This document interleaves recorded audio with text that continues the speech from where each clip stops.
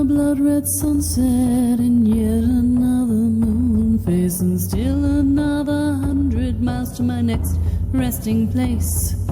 Driving down the road, eyes on the horizon. Within my car, I'm all alone, but feeling good and feeling strong, knowing that this path I'm on brings me to myself. I'm driving. Hello and welcome to Spirit Sherpa, the show that helps and encourages you on your journey to unlock your magic mojo. I'm Jules, your co-host.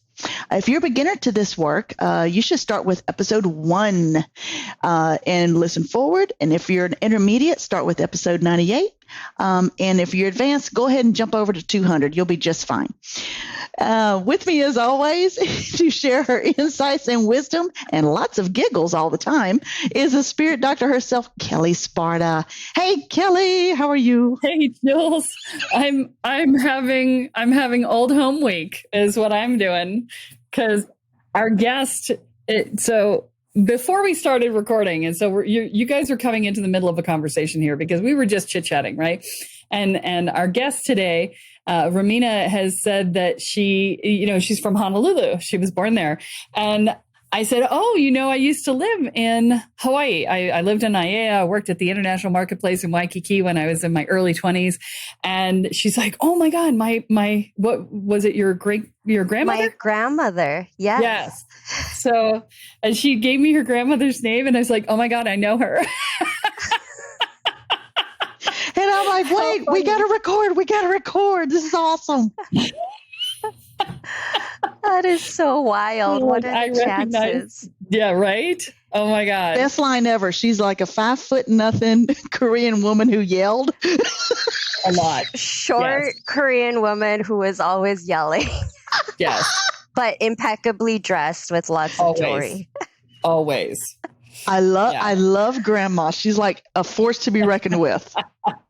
So what are we going to be talking about today, Kelle, with Romina? So we're actually going to do a coaching session today. So you guys will get a sense of what it's like to be coached by me in your spiritual business. And we're gonna do that.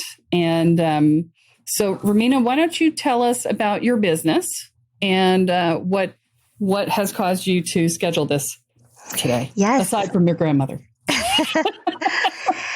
Yes. So I have an herbal skincare business that I started 6 years ago. And I take herbs that were grown in the Minnesota and Hawaii bioregions.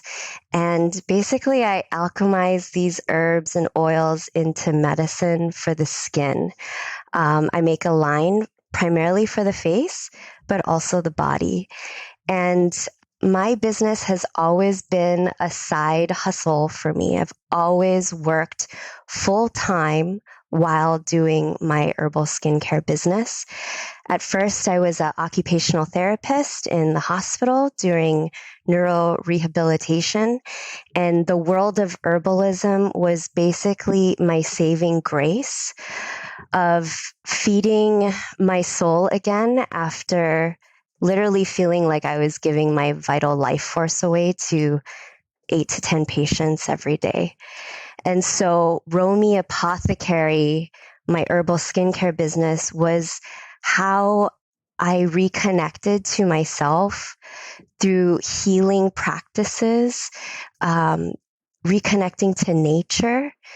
And my products represent a way for you to connect twice a day to that nature, to that plant healing, to the ritual of being with yourself and noticing all the smells and textures of the plant world, and bringing that into your daily practice.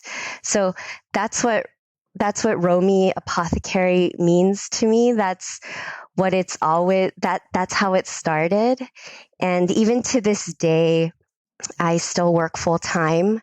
I work in a digital communications department, and I operate Romi. We now have a team of 8 contractors, and we've grown a lot, but we're still not making profits enough for me to do it full time. And so here I'm at the point where I'm working so hard all the time, and my business is growing.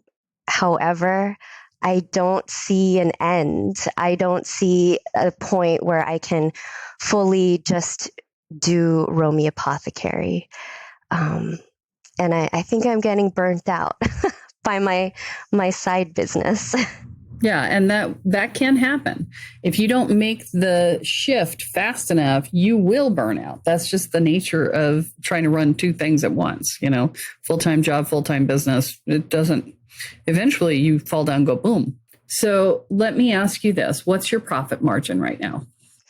4%. Oh, okay. So that's the reason why you're not making money yet. 94% of what we make goes back into the business. So you just said 96% has to go back in if you're only making. I'm just like, wait a minute, my brain just went, wait, what? Yeah, you're right. I'm like, I'm mathing, So, all right. So you're plowing everything back into the business. How many years have you been doing that? 6 years, ever since I started. Okay. And in that time, what have you used that reinvested profit for? Building up a team of contractors, moving out of my house into a manufacturing facility, investing in websites, social media, investing in new bottles and labels. So how are you selling your products right now? We sell to about 10 different retailers, and then most of our business is e-commerce. I used to do a lot of in-person markets, but just realized that just drains my energy even more. So we're really pushing towards e-commerce sales through our website. So what are your contractors doing? So I have 2 different types of contractors. One group is in the Romi lab, helping to manufacture the skincare, pouring the formulations, cleaning the bottles, labeling, packing, and shipping. And that's a crew of 4. I thought you said you outsourced that. Or did you just move into a commercial facility? I just moved into a commercial facility out of my house. Sorry. Gotcha. Okay. Yes. So you didn't go with a co-packer? No, we manufacture everything. And I think that's why the vibration of our skincare stays high, because we're there every step of the way, from getting the herbs from the farmers to shipping it to our customer. Yes. And then I have three contractors or so working on the social media, the photography, the marketing. So have you priced out the cost of a co-packer versus your contractors? I haven't. Okay. So we're going to talk energetics for a minute. Okay. Because yes, you can do the energetics based on the people coming in and, managing all the stuff along the way. But nobody in a manufacturing environment is going to stay high vibration the entire time they're doing their work. It's manufacturing. Let's be honest. Okay. They're not meditating and keeping the energy high. They're just doing their work. Right. And so you have to acknowledge that that's what's true.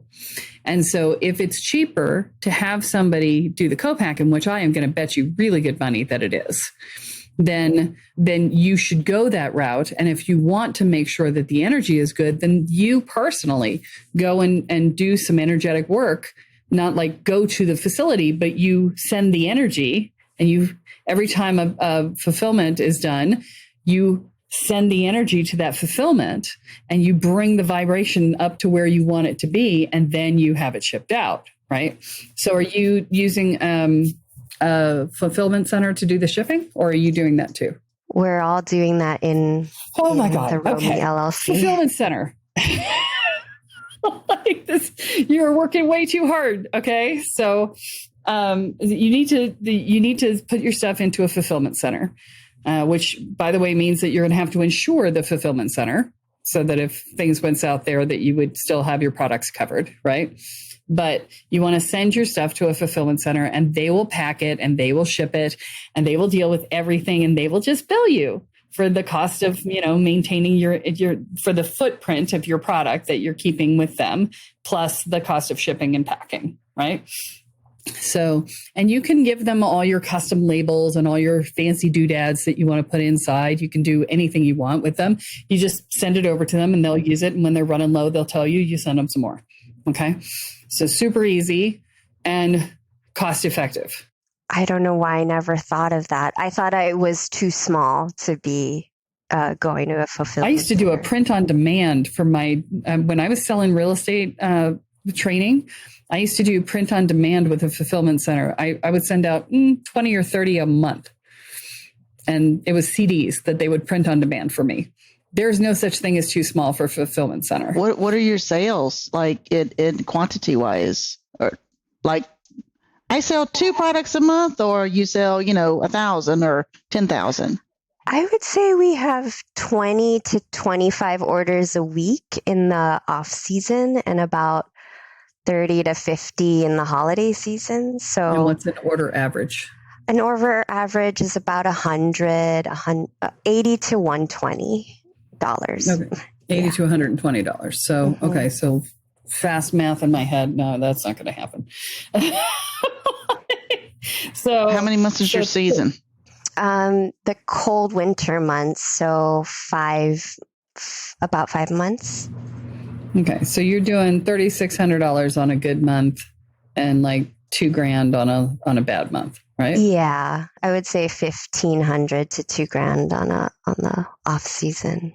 So the first thing is, if you're doing retail orders, that's really low. What are you charging versus what's the retail? What's the wholesale price versus retail? Yes. So the wholesale price is 40% of the MSRP.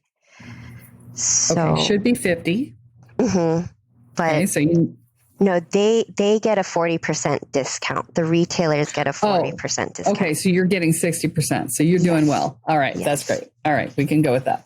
And then who are what type of retailers are you selling to? Yeah, so they range from, small boutiques or wellness centers like a chiropractic massage wellness center, to like an herbal apothecary that sells supplements and herbs and teas. So very Have boutique. You listed with, say, Azure Green? Are you familiar with them? No, I don't. They're a $1.8 billion website that caters to the pagan and spiritually advanced community. Okay. So huge market. Huge market. Huge. Okay. They've been around forever. I knew the founders back in the day. And they've got a ton of stuff. So they've got a huge amount of traffic. And they are all very consciously oriented. So I think it'd be a really good fit for your business and be a good way for you to add to your market in that fashion. Yes. Thank you for that. Yeah. I'm feeling a pull. Like sometimes I feel sheepish about really expressing my spirituality and reverence for the natural world in my products. It's like writing a fine line between expressing that and then just being for the general public. And okay, so who's going to love what you sell? That's the question. Who is your target market? Who is it that if you think about, do you have any like brand ambassadors, people who love your stuff so much that they can't shut up about it? I do. Yes. Okay. None of them are famous. No, they don't have to be. I'm just, okay. I'm trying to get a sense of who your ideal customer is. And they're not family, right? No, they're not. Okay. So tell me about your ideal customer. Are they spiritually oriented? I would say they are health and wellness oriented. So I can think of one customer who's a doctor of chiropractic, and they're an educator. educated themselves, disposable income between the ages of 30 and 60, into Usually women? wellness, usually women, into wellness practices, herbs, flower essences, maybe not super open about, worshiping their goddesses or, I But think do they do it? maybe. I don't know that. I should Okay. ask that. That's what I'm going to say is I want you to get on the phone and I want you to talk to your brand ambassadors, to your raving fans, right? And I want you to talk to them and I want you to ask them about themselves. Every detail you can think of. Do you read? Do you have pets? Are you a particular politics leaning? Are you wellness related? Are you into yoga? Are you doing, what is it about your skincare regimen that makes this so exciting for you? What drew you to my product? How do you use my product? Right? That could be a nice piece of social media, is to sit down and have an interview with a raving fan and say, so what is it that you love about our products and how do you use them? And can we follow you on your morning routine or whenever you're using the products, right? And have have an interview in that way. And in doing so, and you might want to leave the politics piece out because it's so inflammatory right now, but in doing that and following them through, and maybe even if they'll let you into their house so that you can see what's going on around them, even if they won't let you film a lot of it, it'll tell you a lot about them, right? Then you can learn who it is that loves your stuff, and then you position for that, right? Because it's not about how you feel about your spiritual practice. It's about how the people feel about your product, right? And so if your people are closet spiritual people, then you market for that. You brand around that. And you have like brown paper packaging or, pretty flowery packaging with, soapy stuff or, skincare stuff. And then on the inside of the package is the open up and be like, here we go.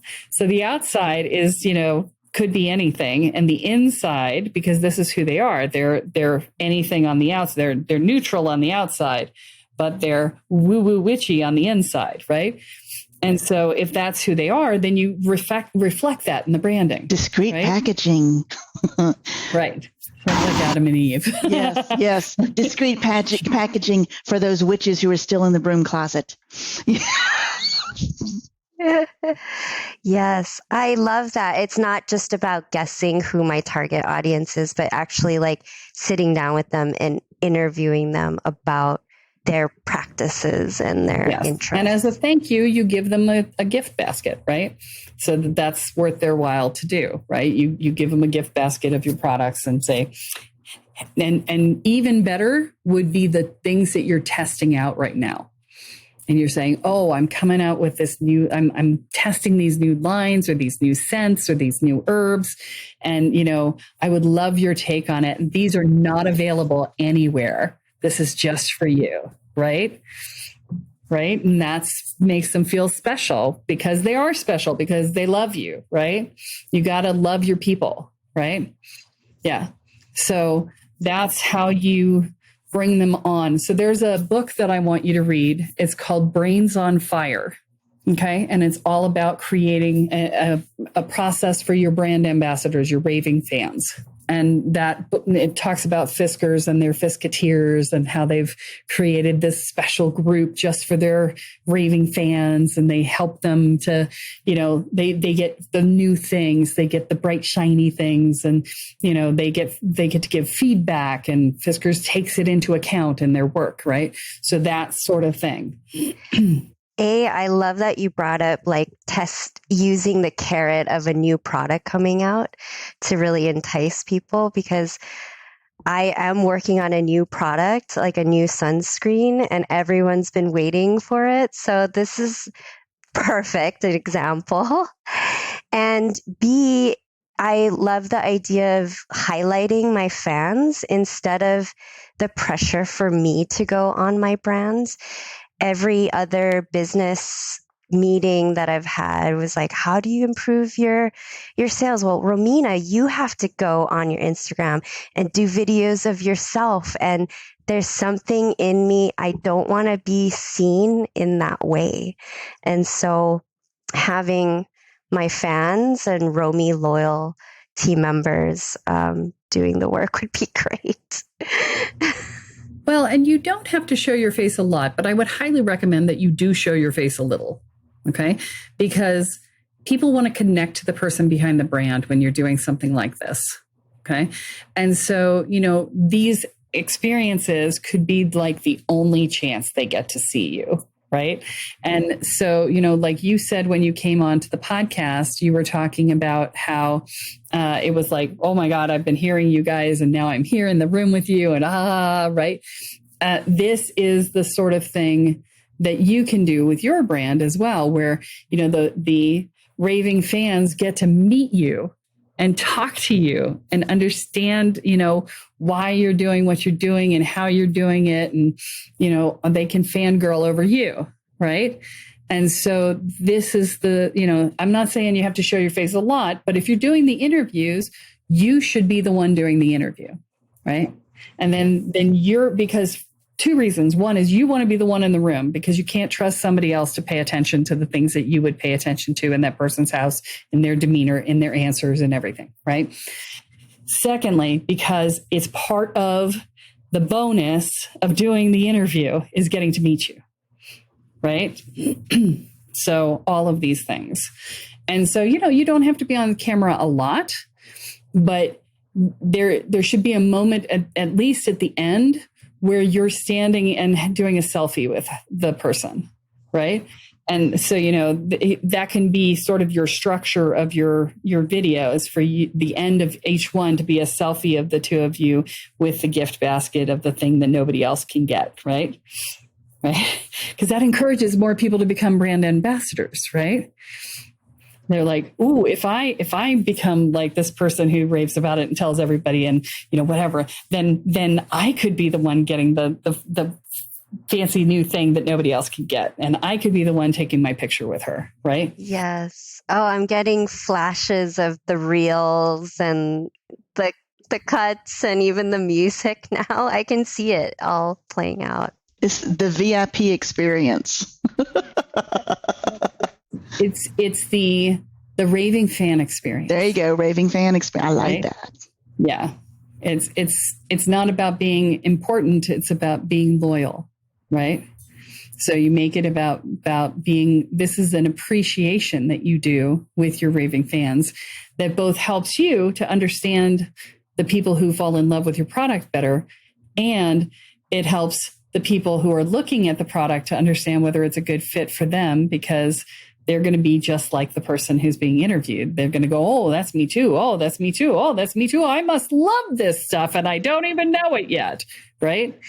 And it's a bonus for the person who's been the loyal fan, that they get appreciated and noticed and held up in front of community to say, look, you're awesome. Thank you, right? So all of this, it's a win-win-win-win-win, right? I have a question, and I think for Kelle, for her, just an idea. So I know she has social media, and I don't know how to do all the Insta stuff and all that. But let's say she has her fan, her super fans, her fan appreciation. I'm sure there's got to be a way. But what do you think about the idea on say I'm one of them, and then on my Instagram, since I'm one of these, I can say I'm a brand ambassador for then her, Romi's, and then I'll have like a little logo thing, which then links to her website, and so my people can see that. Do you think that's too pushy, or do you think that would be a fun kind of thing? I would be fun, but you can't do it. The platforms don't give you. They don't let you do that. Okay. That you can do. There's no way to do that. However, there's a website called UpViral, and that website allows you to run contests and raffles and things like that. And one of the things that you can do is run a contest for who shares your product the most, who puts the most things on social media and whatever. And that process can then allow people to win one of these opportunities. Now, I'm telling you about it because it might work for some people. You really need to talk to your people because they need to be competitive in order for that to be useful. What I find in the spiritual community more often than not is that they hate competition. In fact, I had a leaderboard that was automatically turned on my my learning platform at one point. I didn't even know it was there. I wasn't paying attention to it. And my students actually said, this is stressing me out that I'm not at the top of the leaderboard and I feel like I need to be. And I'm like, okay, we're just going to turn that off because it doesn't mean anything. So, so you've got to, when you're having these interviews with the people you already know are the raving fans, find out whether or not that's something that they would be excited about or that they would hate. Because there's no point in signing up for it if it's something your people are going to hate, right? So this is another piece of the puzzle. Always, always, always ask your existing clients. Okay. Now, the sad part is that unless you're calling them up directly, if you're going to poll your mailing list or whatever, you'll probably get maybe 1% of the people to respond. Okay. So don't take it badly if nobody responds. That's pretty common for the industry, pretty common for everything because people just have way too much to do these days and they don't have time to deal with your surveys most of the time. So the people who do respond, though, those are people who actually like your brand. So that's an indicator too. Yes. Now, I have a question. So I actually have just an initial consult with a marketing firm tomorrow. Be very careful.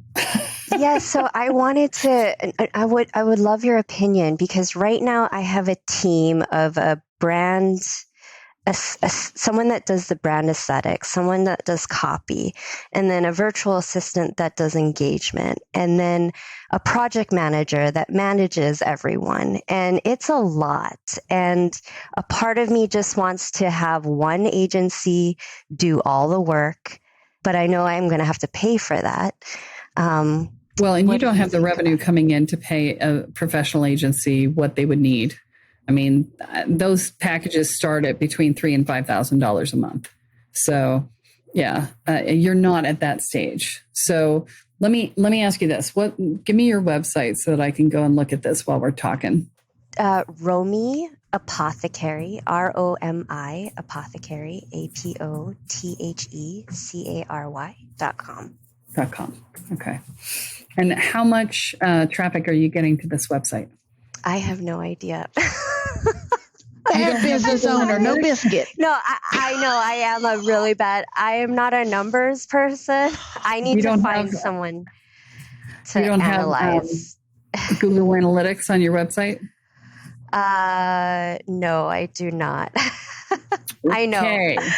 All right. So what you just told me, let me be clear. What you just told me is that your primary business center, you are not paying attention to how many people walk in the door. Okay. All right. So this is a big problem. Okay. So you want to know why you're not making as much sales as you should. It's because you don't know the answer to that question. And then you also guaranteed don't know the answer to the questions that are going to follow. I'm going to ask them, even though I know you don't know the answers, so that you know that you need to know these answers. Okay. Yes, ma'am. All right. So did you just say yes, Mom? I said yes, ma'am, but yeah. Oh, okay. So these are the questions you need to be able to answer. Okay. You need to know, what does it cost you to acquire a new customer? Okay. You need to know how many people are landing on your website. How long are they staying? What are they looking at? How many products are they looking at? How many people put things into your shopping cart and then don't buy? That's called a cart abandon rate, right? And then how many people are actually buying what they came in for, right? And you also need to know where they're coming from, okay? So these are all questions that you need to know, because I am going to bet, since you don't know this answer, and I'm looking at your website right now. Okay, so you've got the pop-up for 10% off your first order. I love that. That's great. And it pops up right there. Now, it probably, let me see, do I have, oh, no, I've got a blocker. I've got an advertising blocker, and it still showed up. So whoever coded the site did a good job on that. Effective, high vibrational, and nutrient dense skin remedies. Okay, so that's what they are. It doesn't tell me what I get from them. Okay, you see the difference?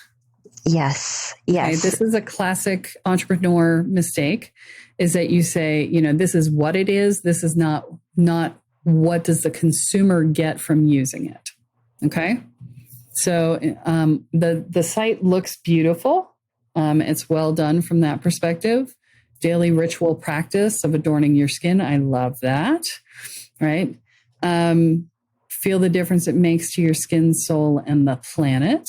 Lovely. That's a great phrasing. For your new favorite herbal skincare with our most popular formulas, tested, tried, and true. Okay, when you say tested, the first thing that comes to mind for me, and keep in mind, I don't do a skincare regime, but the first thing that comes in mind for me is all of the PETA stuff, talking about, are you testing on animals? So if you're going to say the word tested, you need to have something that says we don't test on animals, right? Because you're going to have a lot of crossover into that field. There's going to be a lot of vegetarians and vegans, because people in the wellness field, they're often are vegetarian and vegan. They often have a lot of allergies. So that would be something I would address as well, right?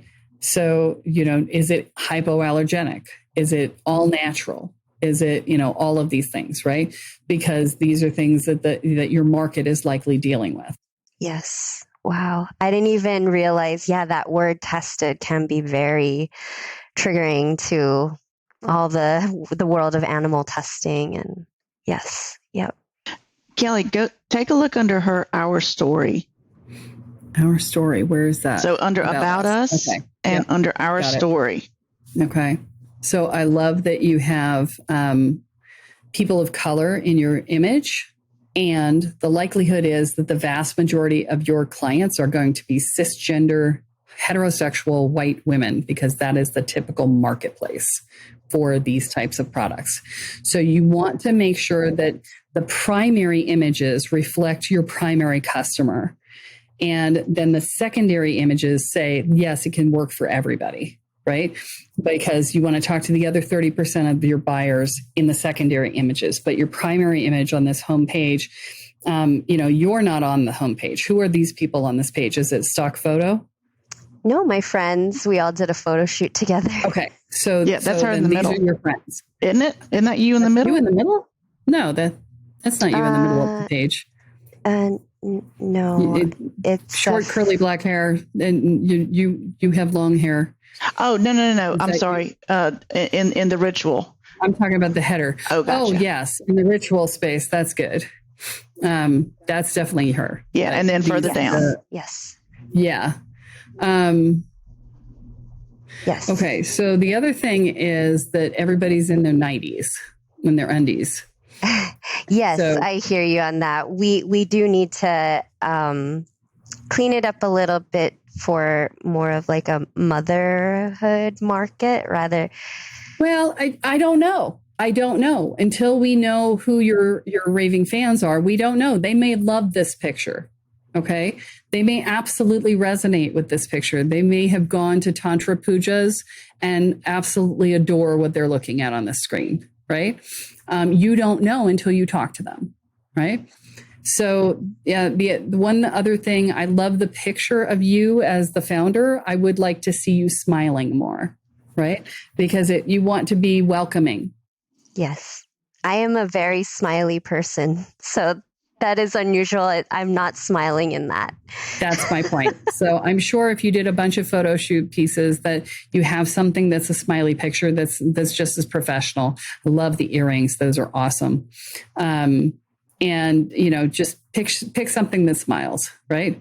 We give back to the community that fosters and supports us, with our Black, Indigenous, and person of color communities at the forefront.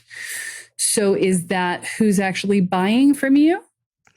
No, not quite as much. Yeah, when I read that, what that says to me is that you are targeted to that market, and that no longer applies to me. Okay. So you want to be careful with that. So you can have a section of your products if you have something specifically for, Black and other colored skin. If you have something specifically for those skin types, if those skin I have no idea if those skin types are considered different in your industry or not. I would imagine that they are. But if you have something specific to them, you can certainly create an entire section for them. And that would give them some place to feel included and to feel like they have something just for them. But again, you have to target to the people who are going to be your raving fans. You have to target to the people who are most often going to come to your website. I totally agree. And now I'm seeing this and realizing, yes, we made our new website 3 years ago. What happened in Minneapolis 3 years ago? George Floyd. And so I was hyper conscious of a lot of all the racial politics. And I identified really strongly with that community. But I think it's time for a revamping of the website images and copy. So, you just have to, and it doesn't matter what your target market is. You want to target to it. If the Black and Indigenous communities were your target market, then you would absolutely want to reflect that in the images on your website. But in this case, the vast majority of the industry is cisgender, straight, white women. It just is. Okay. Now, I get a remarkable amount of people of color who come through my programs. As a percentage of the whole, it's certainly it's skewed from the United States as a whole. And part of that is just because I'm inclusive, and I've made it clear that I'm open to, and I try to use really good language, and I'm like, I try to honor pronouns and, all the things. Right. And so that makes me safe space, but I don't have to advertise that, because anybody who comes in and tries to get into relationship with my company, with my brand, learns that that's true. And therefore I don't have to have something very specific that says, yeah, you're fine. You're safe here. Right. Right. Yeah. So, it's almost like it's trying too hard.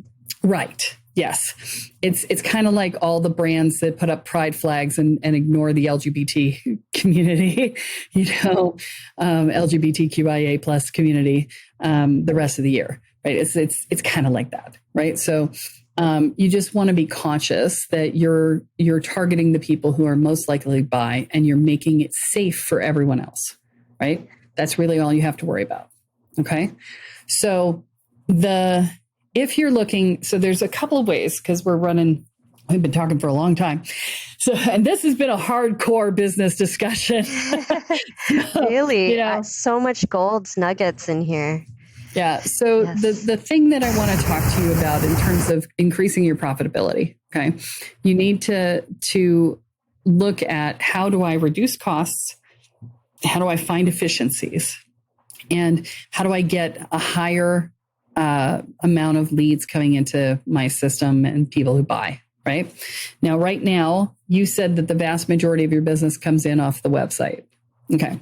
So you really need to start looking at the metrics of your website. If I were to hire somebody today to do something to improve your business, it would be somebody who is really good at optimizing your website, and I would hire them just for that purpose. Okay. I would not hire an entire marketing team. You're probably going to pay a lot more for that than you would just to have the website optimized. And there's a guy who is, he runs a company. It's called Innately. So I got to type it up because I will screw this up. I've tried to do it before. Innately. Let me see if I did that right. in, there it is. Okay. So it's INN, the number 8 ly.com. Okay. So, James is the guy who owns this website, and he is amazing. He is a lovely human, and he is very smart about website development and about understanding how to get things to convert and simplifying and focusing and making things go. In order to work with him, you'll probably have to pay for a new website, but I think it's like, I don't know, $1,000, $1,200 for a whole new website, and he will optimize it to the T for you. It's amazing. James, I'm going to be calling you. Yeah. His name is James Hipkin, and he runs Innately, and he is really awesome. So if I were to hire someone right now for your business, it would be him to get your website to convert better. Okay. And immediately what I want you to do before you hire anybody is is this on WordPress? Yes, it is. Okay. So I want you to go into the back end of your WordPress and install a Google Analytics plugin. Okay. And I want you to set up your Google Analytics so that you can get some idea of how your business is running right now. You have no idea. So you won't know if he's improved it or not, except that, do we make more money? You don't know if it's more people in the door or if it's more money being converted. You won't know, right? So I want you to get the Google Analytics on there yesterday. Like that's like the very first thing you do the minute we get off this call is you get the Google Analytics on there so that you can figure out where your business is coming from. Okay. Because that's important. And what people are doing when they land on the site. It is a huge amount of information. Okay. And so that's going to be the primary thing you need to do because that's your primary market. If you could take so what percentage of your sales would you say are coming off of the website? I would say 60, and then 40% is wholesale. Okay. So if you could double or triple your website conversions, you would now be profitable, right? And you could do a lot of other things. Right? So the 60% of your business that you have no idea what's happening with it is a huge deal. Okay. If you can get hold of that and start to optimize it, now you've got other things. Now, are you using like Shopify or WooCommerce for your website? What are you using for your backend? WooCommerce. WooCommerce. Yes. Okay. And so WooCommerce, I guarantee you, has a cart abandonment process that you can use for that. That would be the very first thing that you personally could do. Get your copywriter to write some copy for the things that people forgot in their cart. Okay. And it shouldn't just say, oh, you left this in your cart. It should have a customized piece of content that goes out saying you left these items in your cart. This is what this item will do for you. This is what that item will do for you. And this is what that item will do for you. And by the way, just in case you were like, I really want these, but I can't quite afford them, here's a 20% off coupon, right? But this coupon expires in 3 days.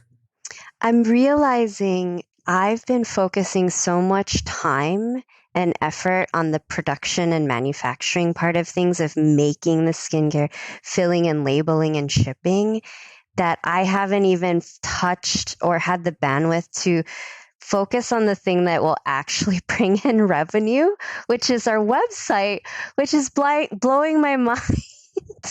It seems so obvious right now. But when you're in it, it's so easy to get like really focused on the details of other pieces of the business. This is why it's so hard to be an entrepreneur and start up a business, is because you have to be the chief bottle washer all the way up to the CEO, right? You're just like everything, right? And so it's hard. So I want you to be kind to yourself.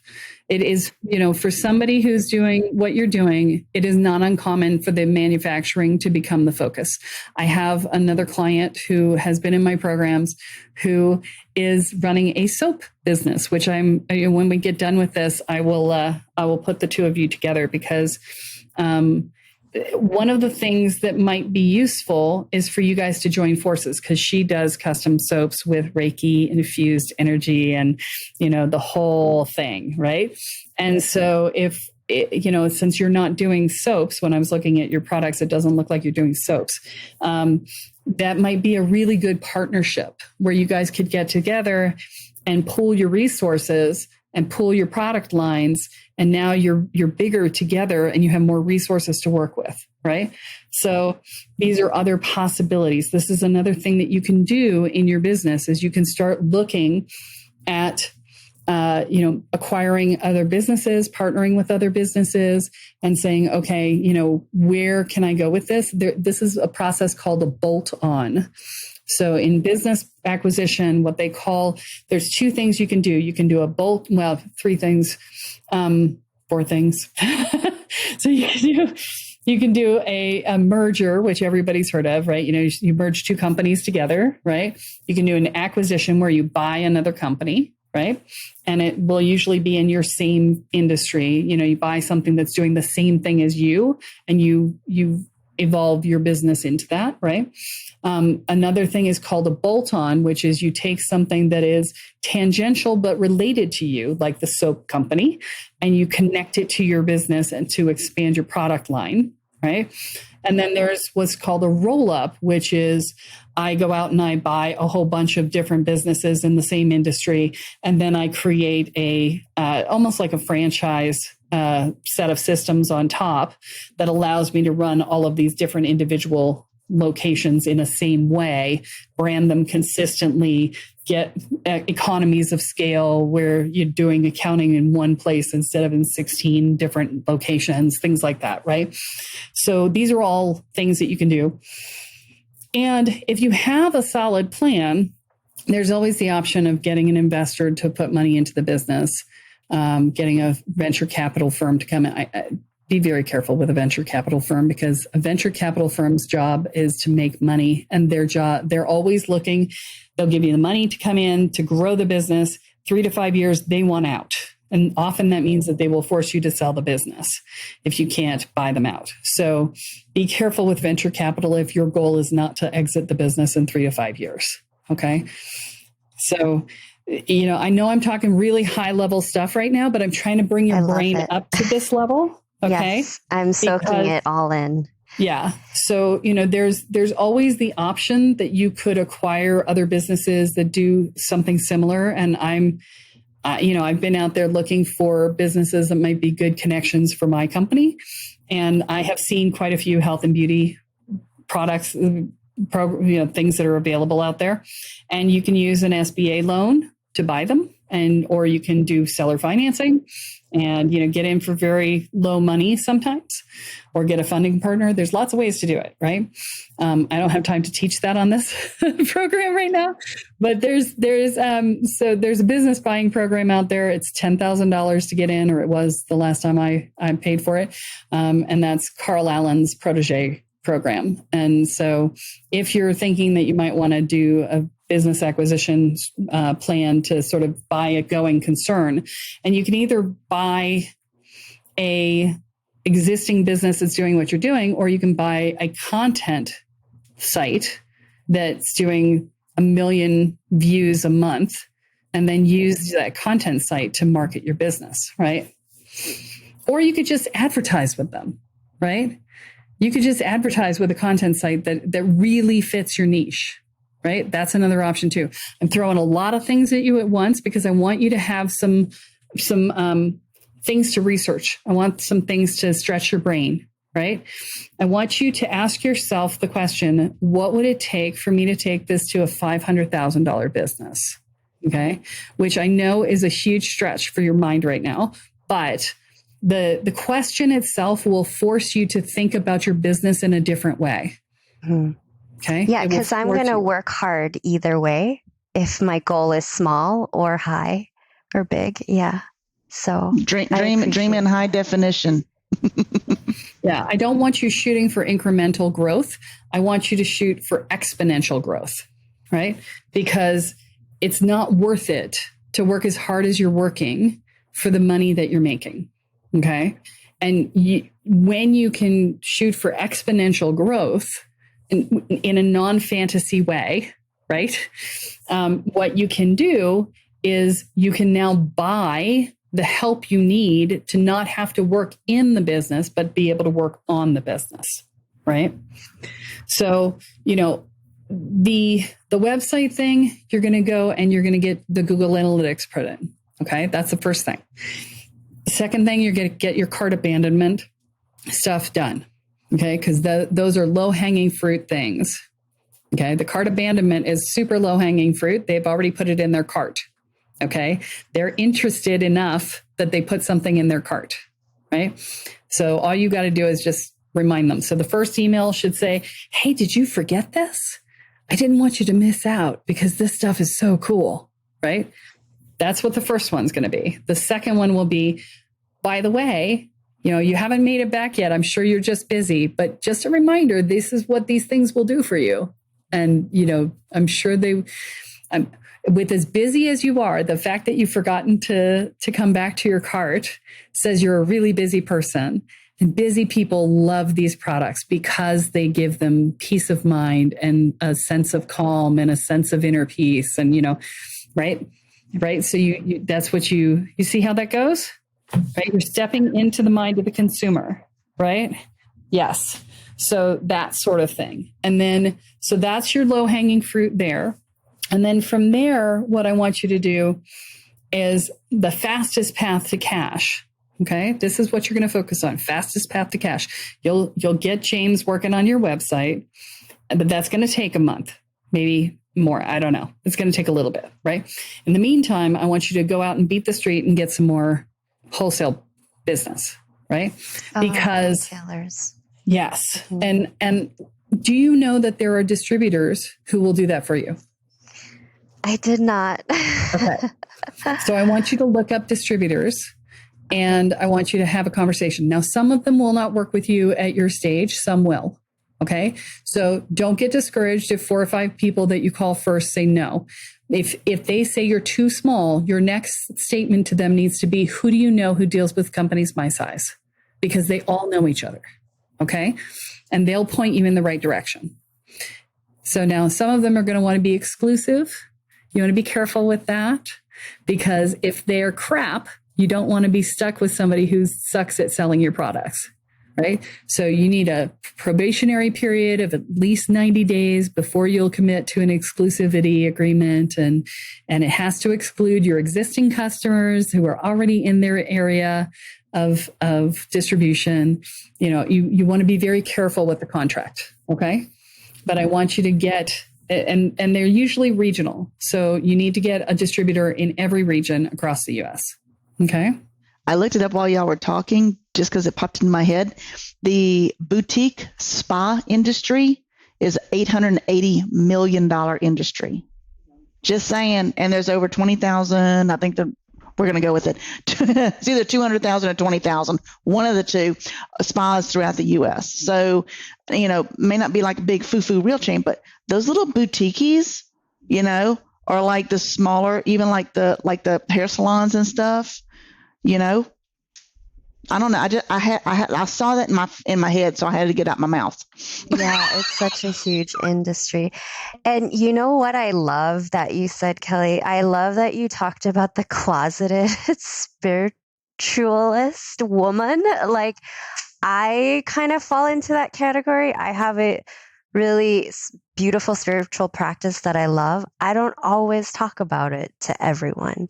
And so I love that. And there must be a need for that because there's hundreds of people like me out there.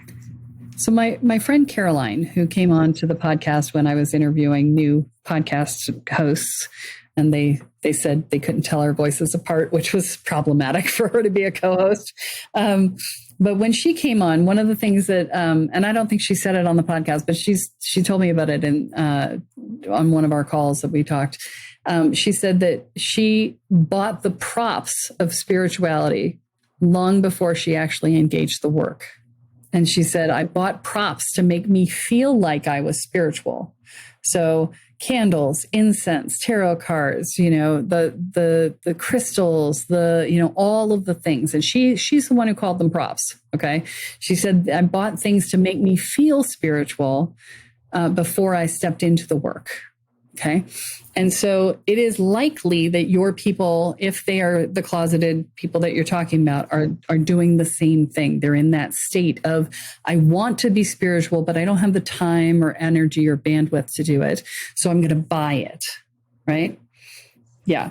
And so if that's who they are, then you need to be saying that in the content, right? You need to say you're busy. Who has time to sit down and meditate for 6 hours a week, right? I don't have that time. Do you have that time? Do you have time to go out into the world and like walk for an hour in nature and all the things that you're supposed to do that would make you the right spiritual person, right? And then you say, look, we don't have that time in today's world. What we do have are the small moments, the small rituals that we can create for ourselves that connect us into ourselves, connect us into the world around us, and connect us into our higher selves. And it's through these small rituals that we create a reality of connectedness for ourselves. And so I invite you, that's the word. I invite you into this ritual experience that's just for you. No matter what your husband is doing, no matter what the kids are screaming about, no matter what's going on in the PTA or at work, you are, for this 5 minutes, you are having a ritual with yourself, right? And that's the energy, right? That's so beautiful. That like spoke to my heart right there. And wow, yes, that's what I'm trying to convey all the time, but it's not so easy. But I love how you gave me the idea to switch from not just talking about my products and what I'm doing, but tailoring it to my audience and what they would gain from it. Yes. Your products are irrelevant until they know how they are going to impact them. Okay. There's an old saying in sales, nobody cares who you are until they know, nobody cares how much you know until they know how much you care. Right? That's the phrase. And so you're saying all these things about your products. They don't care about that until they know whether it's relevant to them. Right? Yeah. Yeah. Now, your products being positioned the way that you have them will speak to a certain percentage of the population who already knows what they want out of their skincare products. Okay. But that's only ever going to be 3% of the market. Okay. Out of the people who walk in the door, 3% are ready to buy right now. Yep. Okay. That's not a lot. That's not a lot. Yeah. 67% will buy in the next 90 days. And 30% will either never buy from you or buy from you, years from now. And you don't really, you'll still nurture them, but they're not going to be your primary thing. Right.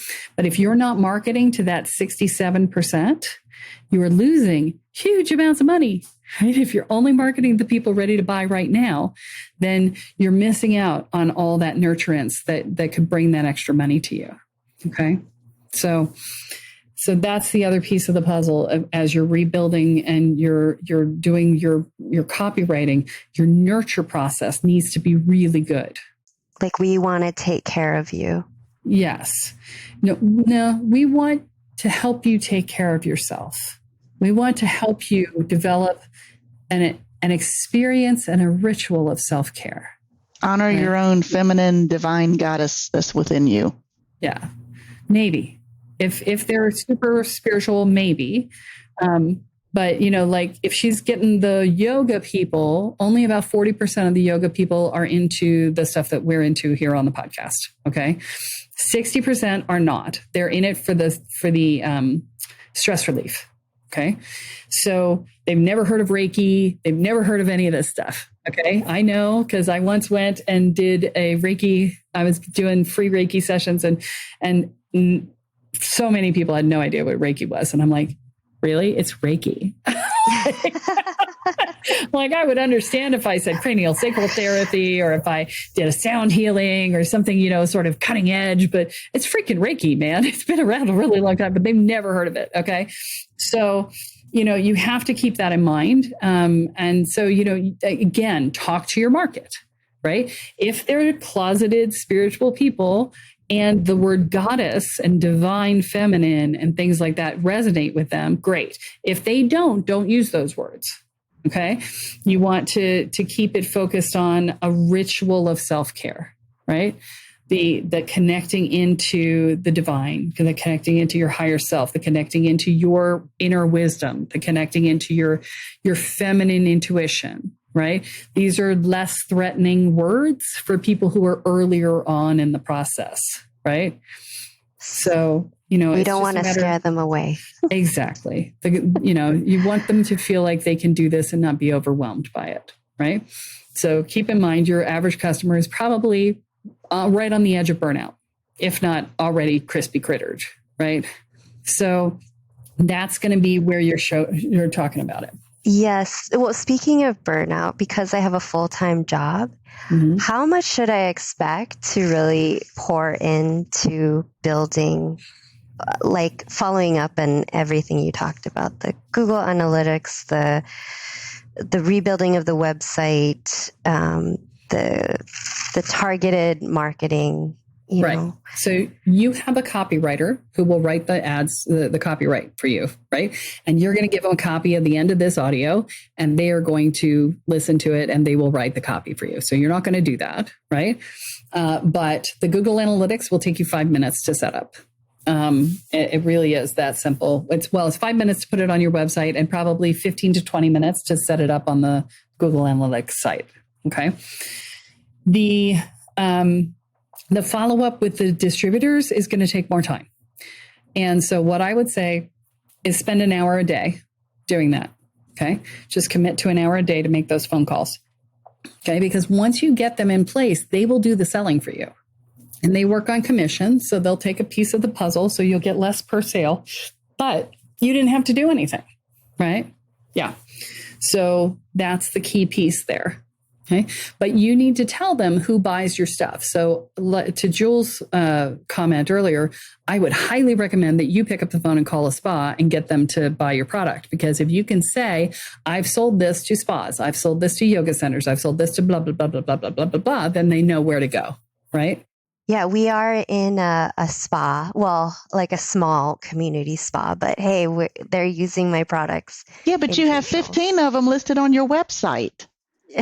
You have under retail partners, you have 15 spas listed here.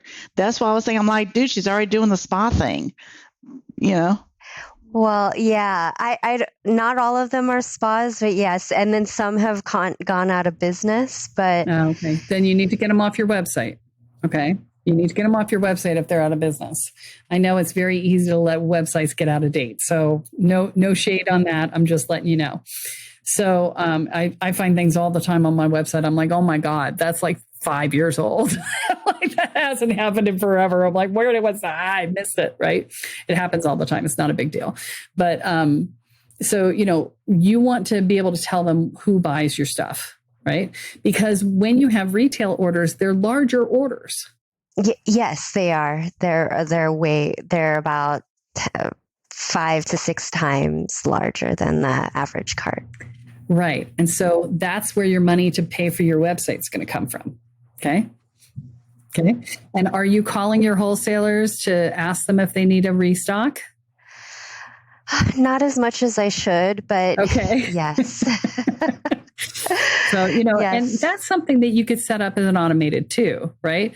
You could have a sequence, an automated sequence that when somebody places a wholesale order, that automatically they go into a sequence that 90 days later or whatever your average resale is, right? And I make it shorter than their average resale time, right? Their average reorder time. So if they order every 90 days, I would make it every 60 days. This goes out, right? And so at 60 days, they get a reminder that says, hey, it's time to check your stock because you may be running low and you don't want to run out because that's money out of your pocket, that a sale that you didn't make that you could have made if you'd had the stock on hand, right? So, that sort of thing. Makeup artists are a great source for for that sort of thing as well. Anybody who's doing skincare, anybody who's dealing with people's skin and their faces. Dermatologist? If you're all natural, I was going to say, if you're all natural, you could go to a dermatologist and offer that up.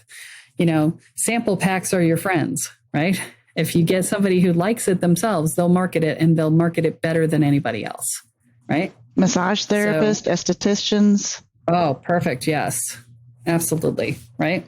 Now, those are individual sales. Those are harder to make. Yeah. So,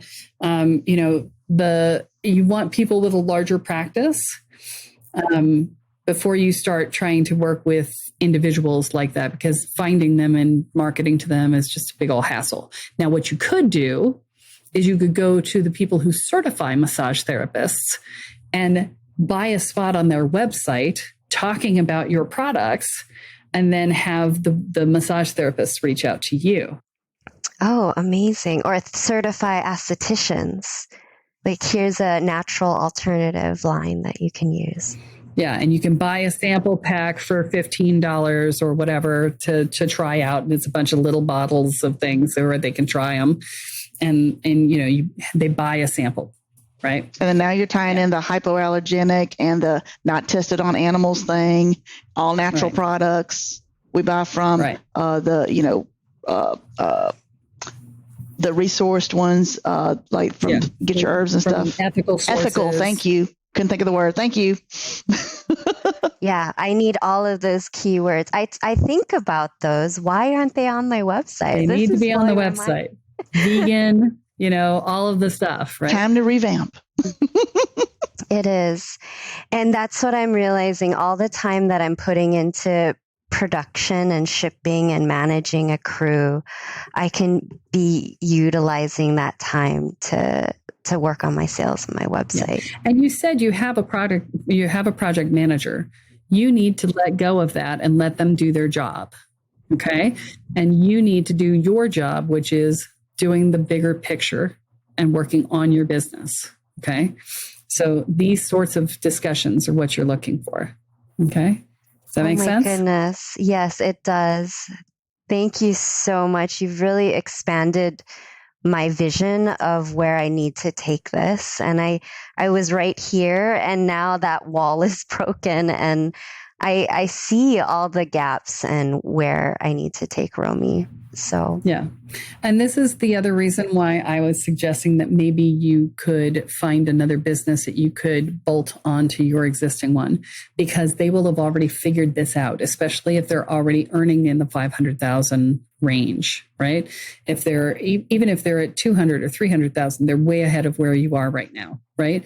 And so their systems and their processes could be mapped onto Romi and integrated into what you're doing. And then bang, you're like way ahead of the game, right? So that's another possibility as well. So, okay. So these are just, I'm planting seeds here, right? You're not going to do all of this, eventually you will get to a lot of it, right? Because that's the goal, is you want to get to a lot of it. But I don't want you to get overwhelmed. What I wanted to do with this conversation was to crack open your brain, like we just talked about, and get you thinking on a bigger scale. Because when you're a new entrepreneur, we get stuck in this very narrow-minded, I just need to get things sold. I just need to get things produced. I just need to. And then you forget to see the big picture, and you get distracted by the thing that is least threatening to you. Because marketing and sales is always the most threatening thing when people come into a process like this. They're like, oh, I don't want to sell myself. I don't want to be seen. I don't want to be heard. I don't want to be la, la, la, la, la. So I'm going to just like hide in the corner in production, right? Because that feels like I'm doing something without me having to feel threatened about it, right? Yeah. So, and that's really common. So I don't want you to feel bad about it. You need to recognize that that's what you've been doing, and that's okay. But it's time to stop. And thank you for helping me to see that. And thank you apparently to my grandma for guiding me. I was just going to say your grandmother would be very proud of you. I can tell you that absolutely. I remember her vividly. She was one of my favorite tenants. She was a wonderful human. And I just want you to know that she is very proud of you. Well, thank you so much, Kelly. My grandma is one of those people that I think about and am inspired by, bringing her kids across the 38th parallel, coming to America, learning how to speak English and drive while operating like a jewelry kiosk at the international marketplace and running a illegal Tanamoshi circuit. But all for her kids and for her family. And so I just love that that's how we started this conversation. And and thank you. Thank you for all your wonderful advice and opening up your knowledge and your wisdom and sharing it with me. My pleasure. So I know you're going to do amazing things, and I can't wait to see where you go. And so everybody who's listening, I want you to go check out the website now and spell it again. Romi, Romi Apothecary, APOTHECARY.com. And so you're going to go see it now, and then you want to come back, put a note in your calendar so that you come back in a couple of months and you see it up and running with the new version so that you can see how that came out. And we will put the links to everything that we talked about in the show notes today so that if you're listening and you're going, oh my gosh, I need to do that too, then you can find all the people we talked about and all the things that we talked about. That's fine. We'll take care of you. Don't worry. And if you're out there and you're going, oh my God, I would kill for something like this, I would kill for a conversation like this, then, get in touch. You can email me at Kelly@KelleSparta.com. I do these sessions. They are $1,000 an hour. And I think you now understand why. So, you're getting 35 years of my personal experience in business, and you're getting 50 years of personal growth and evolution experience in the process. And so it will shorten your distance, right? It will absolutely shorten your distance. So I think that's all we've got for today. Unless, Romi, do you have anything else you want to say? I want to say that I would love to offer your listeners a coupon for so Kelle Sparta 20 to get 20% off.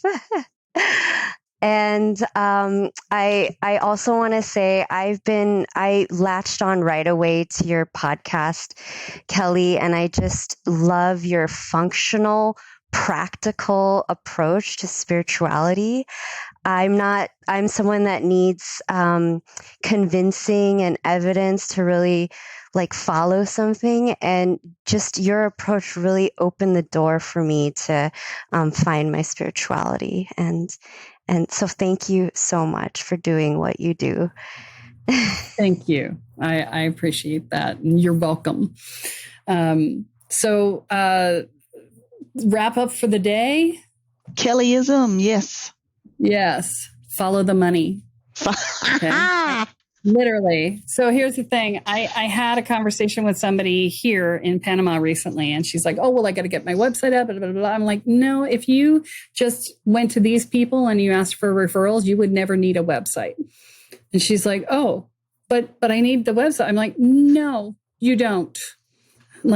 You only need a website if you're selling on the website, or if you're marketing to people who don't know you, who need a brochure to be able to understand who you are. If you can get referrals, then they will never look at your website. They don't care. I'm like, your business is about finding where the money is. It is not about doing the social media and making the marketing and doing the website and doing all of the manufacturing and all of that. Your business is about where your money is. Follow the money and pay attention to the money, which we try not to do in spiritual world, right? We're like, oh, it makes me so debased. No, money is an amplifier. It makes you more of who you already are. Okay. Follow the money to get your business to be profitable at a really high level, because then you have the money to expand your market, to expand your reach, to get more people involved in the spiritual practice or the spiritual work that you are doing within your business. If you don't have the money, you're going to be hiding in the corner and nobody's going to know about you. And I want you all to be really successful, because if you're not super successful, then you're not doing for the world what the world needs of you right now. We need more of us being more seen, because people desperately freaking need us and they don't even know it. Okay. So follow the money. Yes. Make more Yes. money, have more impact. There you go. There's your thing. There you go. Make more money, have more impact. Kelly on a There you go. soapbox. I'm liking it. Yes. I'm passionate. Can you tell? Well, you Yes. got to take care of your business. Otherwise, you can't do like the charity and all the other stuff. Because why? You're broke. That would be why. And if you break, then you're not going to have a business. So, I'm just saying. That's Jules' 2 cents worth. You got a bonus. I'm just saying. Okay. So you get the inspirational thing from Kelly and the smackdown from Jewel. Smack down from me. I always love Jules's energy. Your joy and laughter are infectious. So Thank you. such a dynamic duo. So follow the money. Yeah, listen to Kelly. Follow the money. Thank you. That's right. All right. Well, All that's the money. More that money, is- more impact. more money, more impact, more wonderful things for our planet. All right. Well, that's all that we have time for this week, folks. Tune in next time when Kelly adds another chapter into your guide to energy, magic, and the spirit world. I'm Jules, here with Kelle Sparta and Romina Takimoto, and you have been listening to Spirit Sherpa. So long, everyone. Bye. Bye. Resting place. Driving down the road, eyes on the horizon. Within my car, I'm all alone. But feeling good and feeling strong. Knowing that this path I'm on brings me to myself. I'm driving, wandering.